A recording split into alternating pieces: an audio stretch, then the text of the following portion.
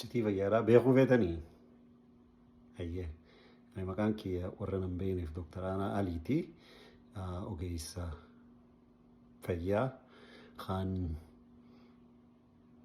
sardamtaati jechuudha. Sardamtaa jechuun emergency jechuudha. Jechuun dhibdee takkaa'u balaa gaagama lubbuutiif nama sarditu jechuudha. So as biyya Ameerikaa kutaa Muzuurii biyya jedhamtu jiraadha.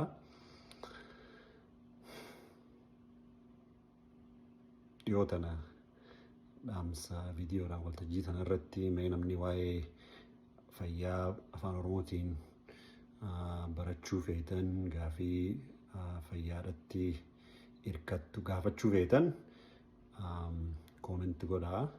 Fedhinnaa teessan na hubachiisaa. Yoo namni gayaan fedhinnaa sana agarsiise waan hin beekurraa hamman dandeetti asirratti isinii waliin qooduudhaaf niin tattaafadha jee waada isinii seeneetiin ture. Akkasumatti waada kiyya san guutuudhaafiin as dhufe.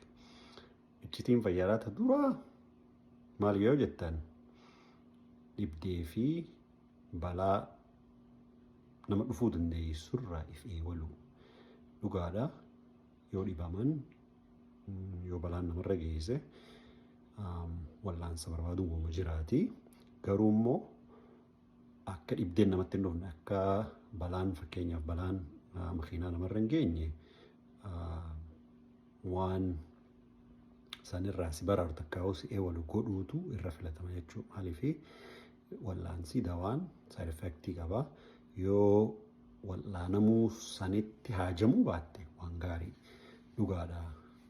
Nama qariyyaa nama hospitaala keessa dalaguuf nuuf gaarii. Garuu immoo si akka dhukkubsataatti yoo dhukkubsachuu baatte yoo balaan sirra ga'uu baatte haakima hospitaala dhaquu barbaaduu baatte sun waan gaarii jechuudha.